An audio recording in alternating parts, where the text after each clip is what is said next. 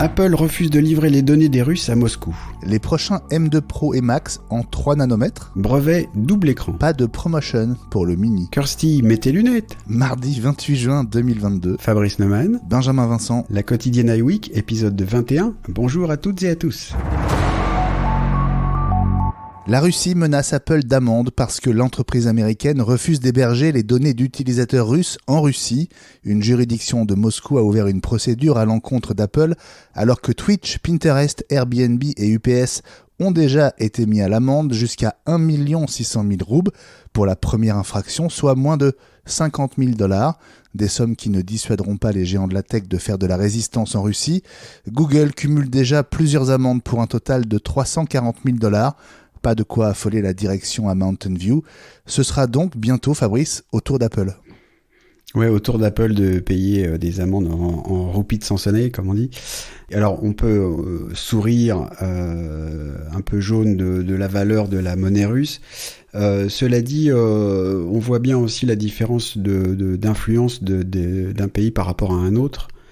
C'est-à-dire que Apple, quand c'est la Chine qui a demandé, a dit oui monsieur, oui madame, et on va mettre nos centres serveurs chez vous parce que chez vous il y a un marché d'enfer.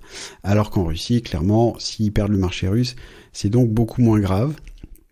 Et visiblement, donc le gouvernement russe a aussi beaucoup moins de bras de levier contre Apple à ce sujet.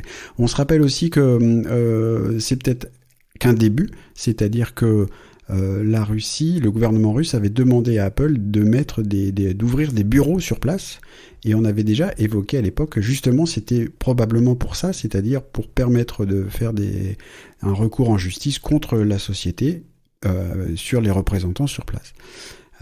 Voilà que ça se met en place. Donc du coup peut-être qu'aujourd'hui c'est de la roupie de Sansonnet et que demain ce sera un peu plus. La bonne nouvelle c'est qu'Apple n'obtempère pas et pour l'instant refuse d'héberger les données des Russes en Russie.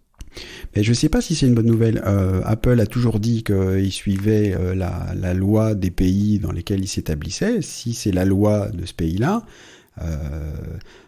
c'est pas à Apple de faire le choix des lois. Hein. Et donc s'ils veulent s'établir sur un marché, ils doivent suivre les lois. Et s'ils ne veulent pas, il faut sortir du pays. Il ne faut pas faire en sorte, moi je veux bien vendre mes iPhones, mais je ne veux pas suivre la loi du pays. C'est pas chez nous, on se dit que c'est pas grave, mais s'ils faisaient ça en France, on gueulerait. Donc je vois pas pourquoi on gueulerait pas pour les Russes et les Chinois. Maintenant que le M2 s'est intercalé dans la gamme entre le M1 et le M1 Pro, les prochaines déclinaisons de ce M2 risquent de mettre encore plus la pagaille dans l'esprit des consommateurs. En effet, comme le M1, le M2 est gravé avec une finesse de 5 nanomètres et on pensait qu'il en serait de même pour toute la gamme avec un passage aux 3 nanomètres à l'occasion seulement de l'arrivée du M3. En réalité, il semblerait que le 3 nanomètres s'apprête à débarquer avec les prochains M2 Pro et M2 Max. En clair, le gain en puissance sur les prochains MacBook Pro 14 et 16 pouces et le Mac Pro pourrait être bien plus grand, Fabrice, que ce qu'on a découvert avec le MacBook Air et le MacBook Pro M2. Eh ben, ça va nous faire du boulot pour expliquer tout ça. Hein. Effectivement, c'est très bizarre parce que ça, je sais pas si d'autres s'y attendaient. Moi, je m'y attendais pas du tout à ce que l'arrivée d'Apple avec ses propres puces complexifie comme ça la gamme. Et les explications qu'on va pouvoir donner à nos proches, moi à mes clients, pour leur dire que choisir. Il y a un moment, je vais leur dire, bah non, il faudrait mieux celui-là, mais il y a marqué M1, c'est moins bien que M2. Je suis sûr que je vais avoir des conversations comme ça.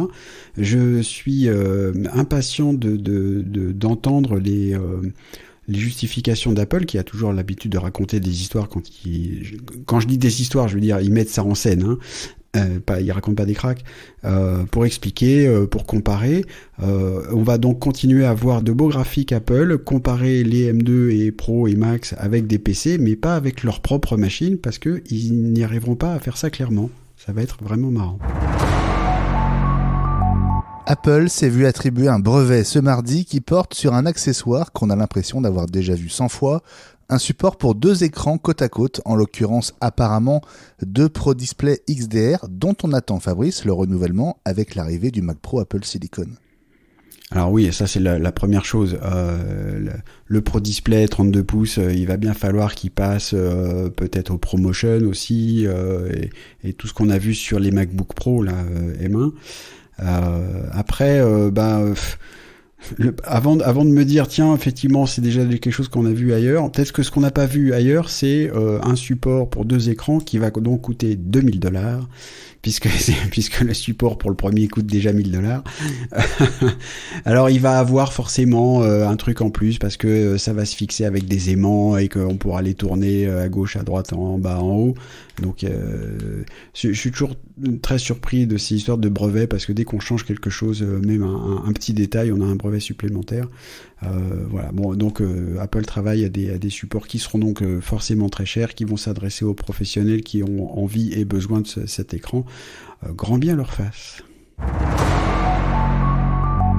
Vous attendez l'iPad mini 7, courant en 2023, dans l'espoir de bénéficier du ProMotion, autrement dit, du rafraîchissement de l'écran 120 fois par seconde. Eh bien, Ross Young, l'analyste spécialiste des écrans, explique que l'arrivée du ProMotion sur le mini impliquerait trop de changements de composants. En effet, selon lui, seuls les écrans oxyde LCD, dont les transistors sont plus petits et qu'on trouve sur les iPad Pro, sont capables de supporter le ProMotion. Alors, je pense que, techniquement, en gros, on peut tout faire. Apple a deux choses à résoudre, 2 problèmes à résoudre. Créer et fabriquer ses produits, et aussi créer des gammes. Et donc, il faut bien différencier dans les gammes. C'est aussi ce qu'on a vu avec donc la nouvelle fonction Stage Manager qui va arriver avec iPadOS 16, qui permet de faire un peu de gestion multitâche et multifenêtre sur les iPads, et donc uniquement sur les iPads M1. Voilà. Donc il y a une partie de besoin de puissance et une partie aussi de gestion, de segmentation de gamme. Je pense qu'on en est là, en partie aussi. Peut-être que ce sera pour l'iPad mini 8, mais pour l'instant, l'iPad mini doit rester à un prix raisonnable en termes de budget quand on parle d'Apple, et qu'ils veulent aussi préserver leur marge. Donc il n'y a pas ProMotion. C'est pas un iPad Pro, donc c'est pas grave. Enfin non, ce n'était pas un comprimé de vitamine, mais un AirPod. Kirsty Alsop, la Stéphane Plaza de Channel 4 en Grande-Bretagne, apparemment nettement moins appréciée là-bas, a pris l'un pour l'autre et l'a avalé.